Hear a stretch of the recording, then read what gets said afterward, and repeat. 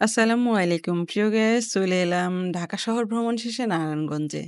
তো গাইস, নারায়ণগঞ্জের এই জায়গাটা না দেখলে সম্পূর্ণই হবে না নারায়ণগঞ্জ ভ্রমণ। তো গাইস, চলে এসেছি নারায়ণগঞ্জের সোনারগাঁয়ের জমিদার বাড়ি। তবে হ্যাঁ, এটা কার বাড়ি, কোন জমিদারের বাড়ি? গাইস, সবকিছু জানতে এই পুরো ভিডিওটা দেখবেন। তো গাইস, চলে এসেছি নারায়ণগঞ্জ শহর থেকে ৩০ কিলোমিটার ভেতরে সোনারগাঁও। হ্যাঁ, গায়েস, এটাই সেই জমিদার বাড়ি। যেই জমিদার ছিলেন জমিদার ঈশা খাঁ। তো গায়েস, জমিদারের জমিদারি বাড়ি দেখতে অবশ্যই না টেনে পুরো ভিডিওটা দেখবেন। তো গায়েস, জমিদারের জমিদারি বাড়ি মানেই কিন্তু বিলাসবহুল। আমরা যে বিলাসবহুল বাড়িগুলো দেখে থাকি তার চেয়ে কোটিগুণ সুন্দর এই জমিদারি বাড়ি। আসলে আমার চোখে দেখায় আমি এত সুন্দর বাড়ি কখনো দেখি নাই। তো গ্যাস, অবশ্যই নারায়ণগঞ্জ ভ্রমণে আসলে এই জমিদার বাড়ি দেখে যাবেন। আর তার সাথে দেখে যাবেন এখানকার পানাম শহর। আর এই বাড়িটা এতটা গহীন আর এতগুলো রুম বলার বাহিরে। তো এটা কিন্তু ২ টো উঠোন আছে। আমি এখন আসছি ফার্স্ট উঠোনে, মানে ১ম উঠোনে। যে উঠোনটা দেখতে পাচ্ছেন, সেই উঠোনের পরে কিন্তু আরেকটা উঠোন আছে। মানে পরে আরেকটা। এই গলি দিয়ে বা রুমের ভেতর দিয়েই কিন্তু যাওয়ার রাস্তা। আর তার আগে যাওয়ার আগে আপনাদের এই সামনের রুমগুলা একটু করে দেখিয়ে নিচ্ছি।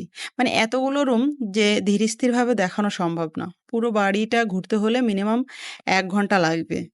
তো গাইস, ১ ঘন্টার ভিডিও তো আপলোড দেওয়া যায় না। এজন্যই হালকা করে দেখিয়ে নিচ্ছি। আর এতটা সুন্দর, এতটা নিখুঁত এই জমিদার বাড়ি, আমি আগে বেশ কয়েকটা জমিদার বাড়ি গিয়েছি, সেগুলো ভাঙাচোরা ছিল। অতটা বোঝা যায়নি। কিন্তু এই ফার্স্ট এত সুন্দর আমি একটি বাড়ি দেখলাম, তাও জমিদার বাড়ি। তো গাইস, আগে শুনেছিলাম যে জমিদার বাড়িগুলো খুব গহীন হয়। না আসলে বুঝতাম না। এখন যেই জায়গাটা দেখতে পাচ্ছেন, এটা ছোট, ছোট কক্ষ, আর এর ভেতর দিয়ে কিন্তু পরের উঠোনে যাওয়া লাগবে। তো এর মধ্যে ঢুকতে কিন্তু একটু ভয়, ভয় লাগতেছিল। এখন আমি যাইতেছি পরের উঠোনে। তো দেখুন এই জায়গাটা কেমন জানি একটু গহীন, গহীন। আর প্রত্যেকটা রুমের মধ্যে কিন্তু হালকা করে লাইট দেওয়া আছে। নইলে কিন্তু ঘোরা যাবে না। আর একা ঘুরতে খুব ভয় কিন্তু। এখানে একটা গলির মধ্যে দিয়ে গেলে আরেকটা, মানে কোন দিক দিয়ে বের হব খুঁজে পাওয়া যাচ্ছে না। আমি কিন্তু একসময় হারিয়ে গেছিলাম। মানে অ অনেক কোন দিক দিয়ে ঢুকছি, পরে কিন্তু রাস্তা খুঁজে পাচ্ছিলাম না। তো গায়েস, ইশাখা সম্পর্কে আমরা যদি কিছু জেনে নিই, তাতে ভুল কিছু না। এটা হচ্ছে পরের উঠোন। আর পরের উঠোনটার বাড়িটা আরো সুন্দর। তো গায়েস, বলার মতো না, আপনারা না দেখলে বুঝবেন না যে এই জায়গাটা ঠিক কতটা সুন্দর। মানে কতটা সুন্দর। তো গায়েস, আমরা ইশাখার জমিদারি সম্পর্কে কিছু জেনে নিই। ইশাখার রাজধানী আসলে কোথায় ছিল? আর ইশাখার বাড়ি বা কয়টা ছিল? তো গাইস, ইশাখার রাজধানী ছিল সোনারগাঁও এবং জঙ্গলবাড়ি দুটো। সোনারগাঁও ছিল তার প্রধান রাজধানী, যা বর্তমানে নারায়ণগঞ্জ জেলায় অবস্থিত। এছাড়াও কিশোরগঞ্জ জেলার করিমগঞ্জ উপজেলায় অবস্থিত জঙ্গলবাড়ি তার দ্বিতীয় রাজধানী ছিল। ইশাখা ছিলেন একজন প্রভাবশালী জমিদার এবং ১২ ভূঁইয়াদের মধ্যে অন্যতম প্রধান। তার শাসনামলে সোনারগাঁও বাংলার রাজধানী হিসেবে পরিচিত ছিল এবং এই শহরটি ঐতিহাসিক ও বাণিজ্যিক দিক থেকে গুরুত্বপূর্ণ ছিল। জঙ্গলবাড়ি, যা ইশাখার দ্বিতীয় রাজধানী ছিল, বর্তমানে তা করিমগঞ্জ উপজেলায় কাদির জঙ্গল ইউনিয়নে অবস্থিত। সুতরাং ইশাখার দুটি প্রধান কেন্দ্র ছিল।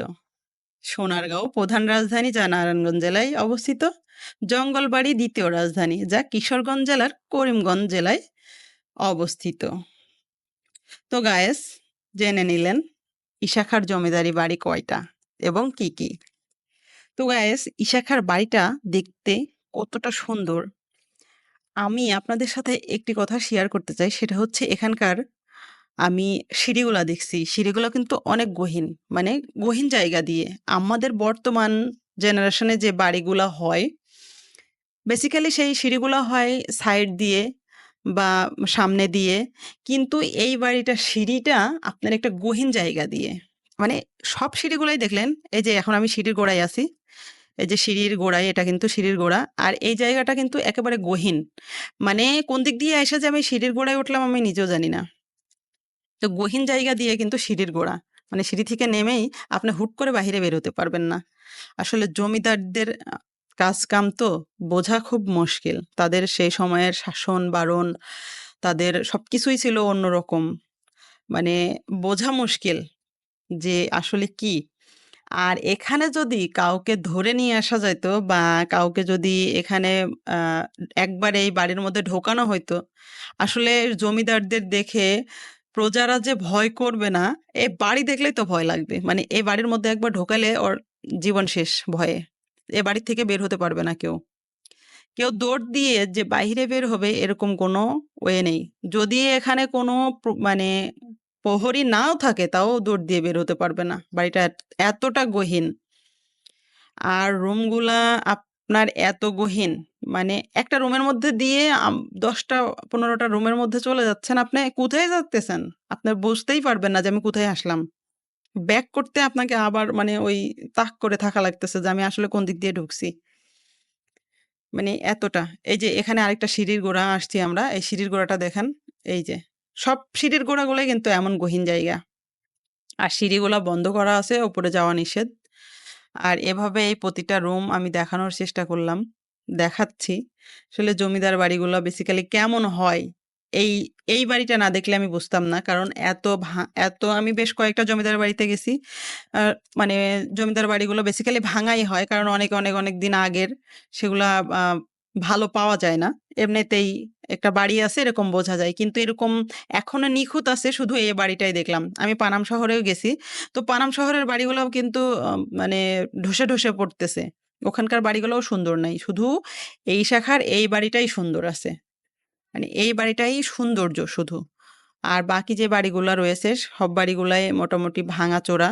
এত নিখুঁতভাবে দেখা যায় না যে আসলে জমিদারি বাড়িগুলা ঠিক কতটা সুন্দর হয় বা কতটা সুন্দর ছিল।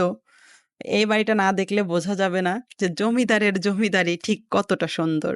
আসলেই জমিদারের জমিদারি। মানে এখানে মনে হয় এখন বর্তমানে যদি করতে হয় আমার মনে হয় না কোনো মানুষ করতে পারবে। কারণ এত বিলাসবহুল বাড়ি কেউ করতে পারবে না। এত কম।